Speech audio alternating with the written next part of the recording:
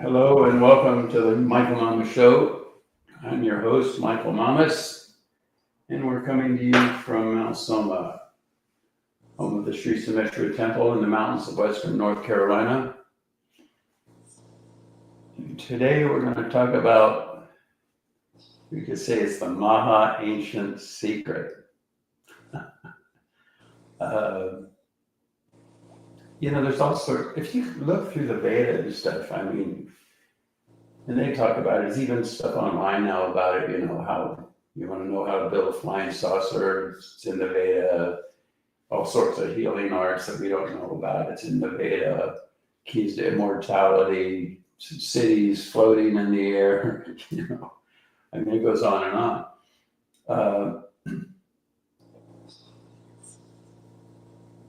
But what has always interested me is like the one thing, enlivening humanity's wakefulness to that one thing, that is the source of all the infinite potential of creation, of life for humanity. They liken it to like if you have a mountain and there's a fort on top of the mountain. And on one side of the mountain, you have a gold mine, and the other side, a diamond mine, silver mine, ruby mine, whatever. You can spend a lifetime trying to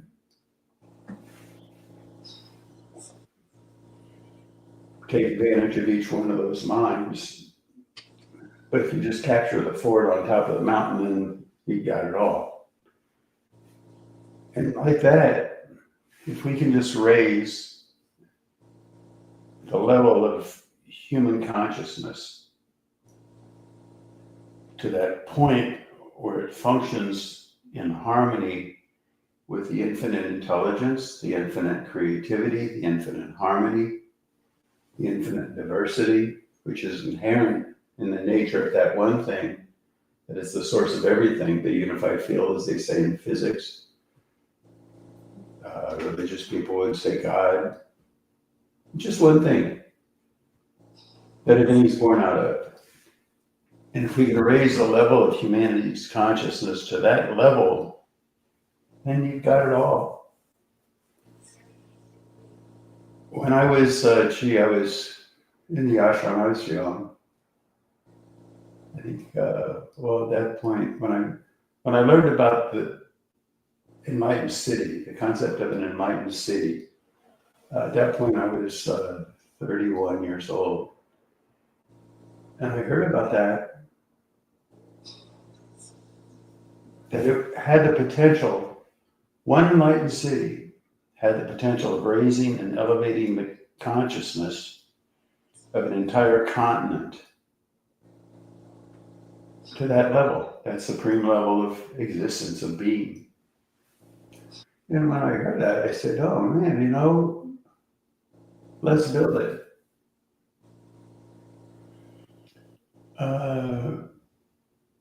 But to actually find the cognitions, now, in previous podcasts, I've talked about what a Vedic cognition is.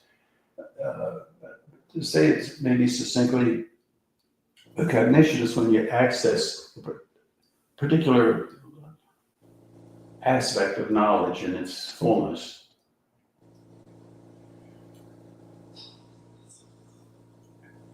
And so instead of a diamond mine, a ruby mine, a silver mine,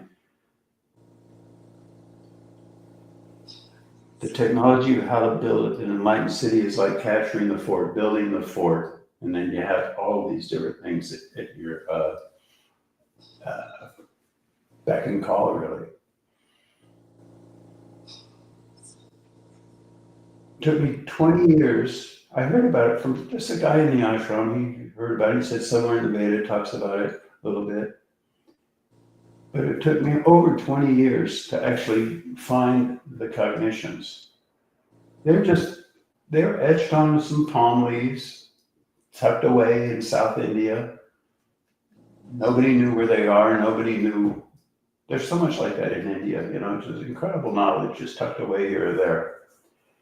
But at any rate, long story short, after 20 some years, we gained access to the cognitions and the Stapati, the Vedic architect that had those in his custody, actually provided us with the drawings, how to build it, all the architectural aspect of the whole thing.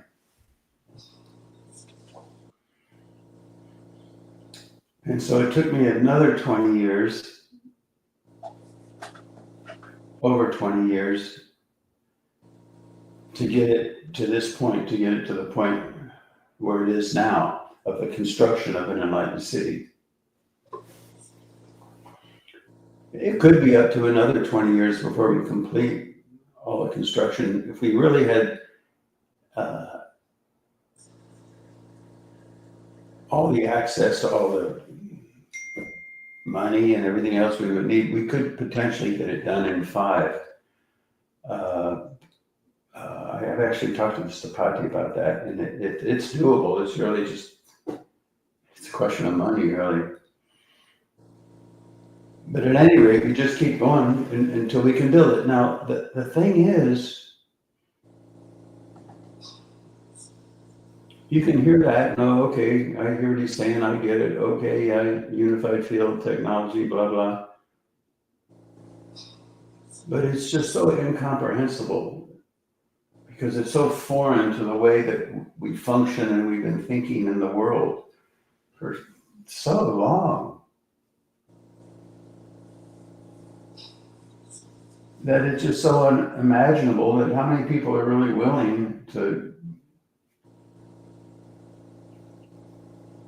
go for that, capturing the fort, not just for an individual, because you can also use that analogy of capturing the fort on an individual basis. Well, if you evolve, you get enlightened, yada, yada.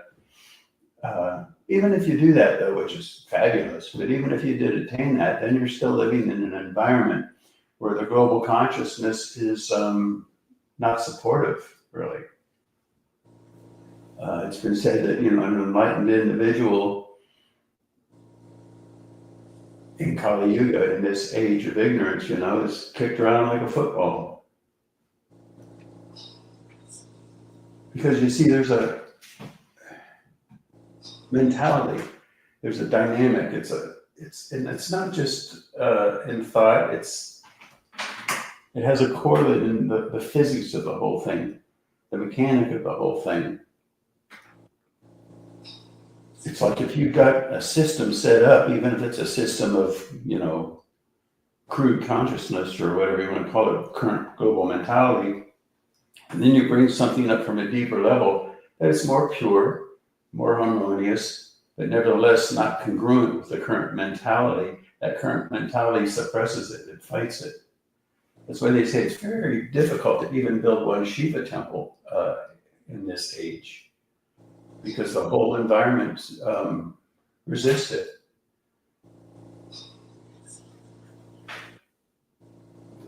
But now we're in the process of building a whole enlightened city.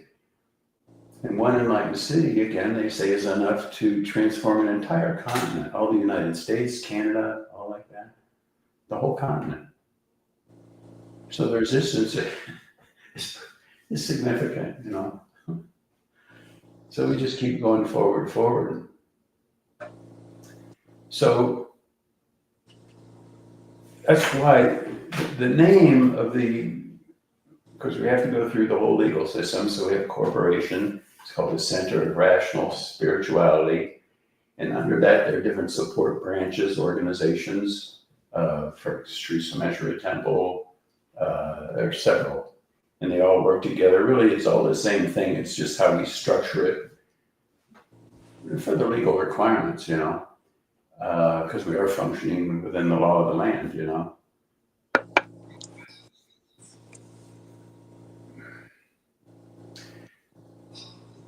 But we have another name, also known as Center of Rational Spirituality, is also known as ATRI, ATRI. And that stands for Ancient Technology Research Institute. Because that's really what we're doing here. But now the word research, it has 2 different meanings. On the one hand, typically we think of research, okay, you go into a laboratory or something, you do your statistical evidence, you do an experiment that's repeatable, and okay, that's called research. Scientific approach, you know. But when we're delving in the arena of consciousness, now we're delving into an arena that isn't repeatable in the same sense. I mean, how do you even test it out? You build the whole thing, transform the continent, and oh yeah, okay, it works. Well, people would probably say, oh no, it's just that we finally passed the right laws, you know. It takes time, and it's a huge process. Now, they have done research in consciousness and the dynamic of consciousness on a much smaller scale. A bunch of people get together, they meditate, and they notice crime rate goes down in the city where they're meditating, and that is studied with statistical evidence that makes it irrefutable. It's not a coincidence. The p-value is just off the charts. Definitely a correlation.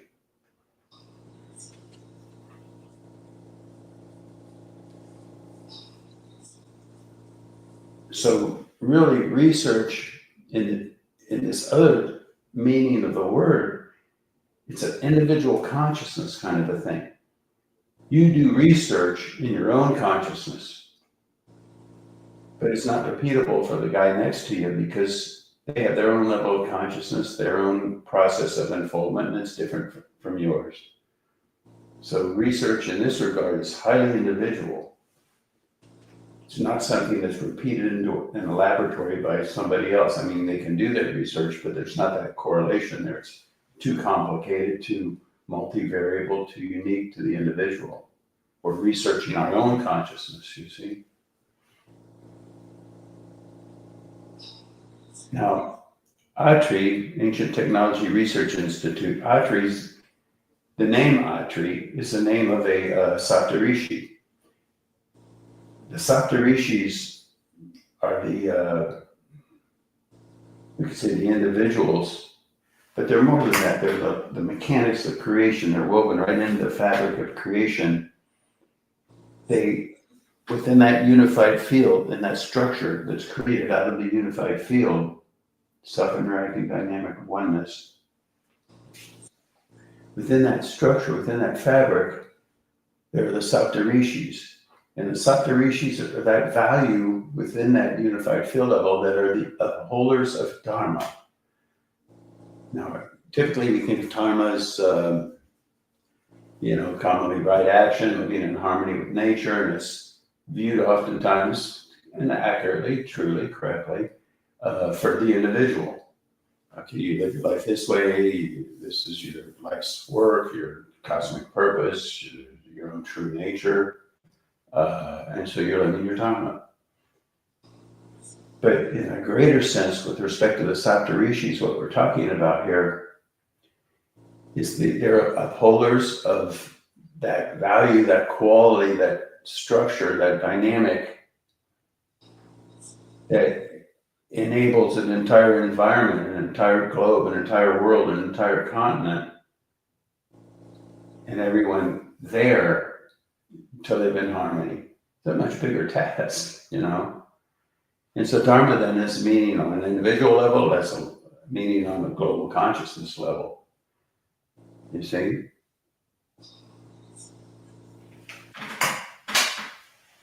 So that's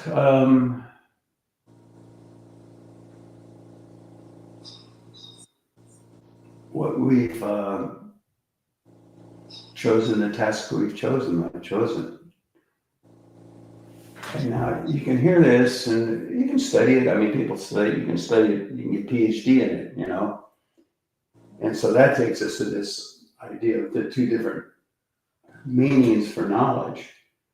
And on the spiritual path, a lot of people think they have knowledge, and it's a good knowledge. I'm not knocking it, but it's one value of knowledge, and that is, okay, I've, memorized 1,000 names of Vishnu, I know all this, I can memorize Sanskrit, I can read Sanskrit, I've got all this, blah, blah, all this knowledge, I get what he's saying about the 9 cities, I totally get it. And that's like an intellectual knowledge. And that knowledge can be inspiring. It can touch a deeper level of your being, but it doesn't mean you're living that level of being. And that's the level of true knowledge, of deep knowledge, where you're functioning in complete accord with those values, not because you're mimicking them, but because it's lively within the structure of your own physiology, your own awareness. And to build the enlightened city is one thing. To operate the enlightened city properly requires individuals that are living that level of life. It's like you can build a great violin, but unless you have a maestro that can play it, a master that can play it, it's not going to be the same. And so what we're building here at Mount Soma, the enlightened city that we're building, is going to include the development of individuals that can operate it and that can pass that ability down generation to generation. That's all in the works. That's all part of what we're doing. It's a big project. But the potential is just, it's so enormous, you know.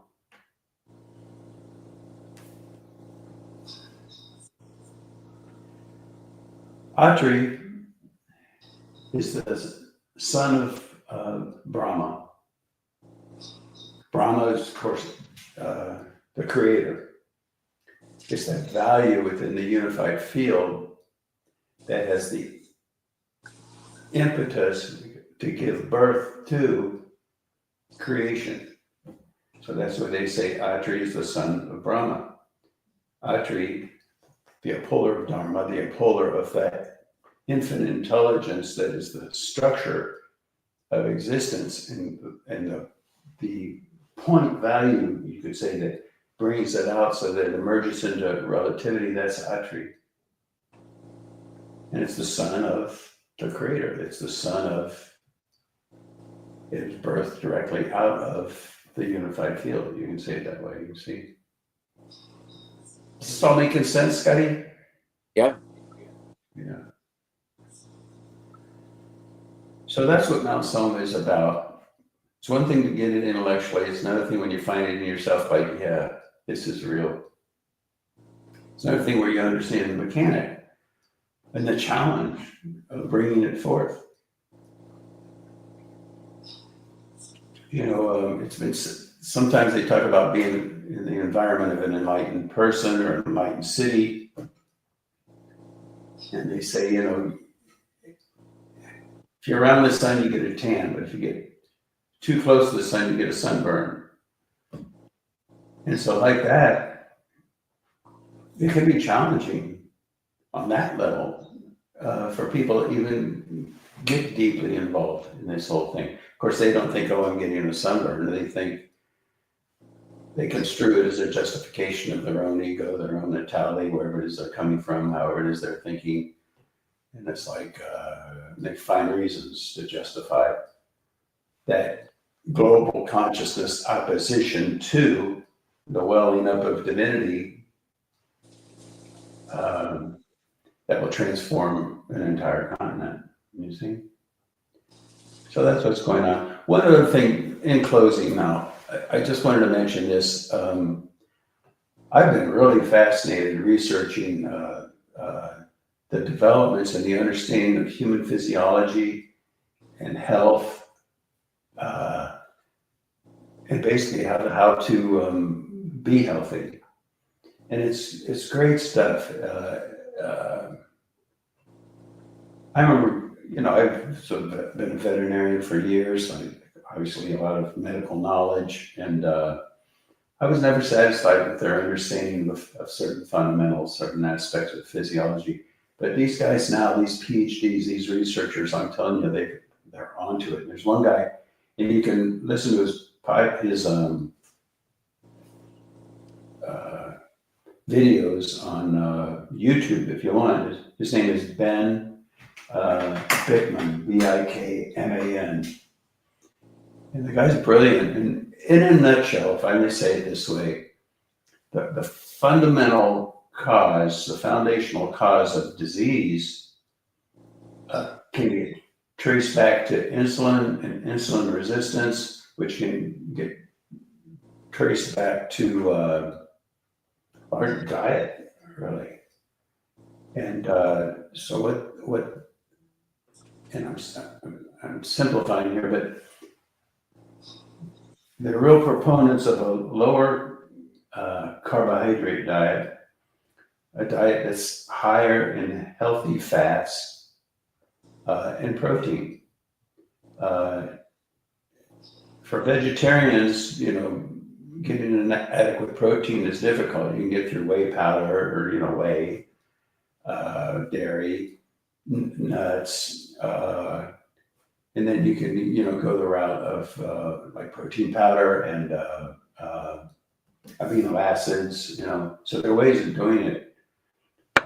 It's challenging, but I think it's very worthwhile to understand this because that's so many diseases, and you go through them: Alzheimer's, diabetes, cancer.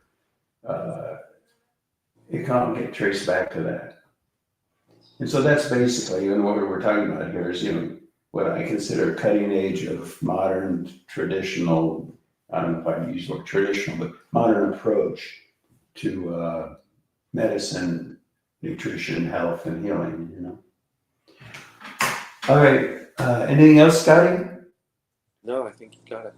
I think that pretty much covers it, everybody. Thanks for listening, and we will talk with you again next week.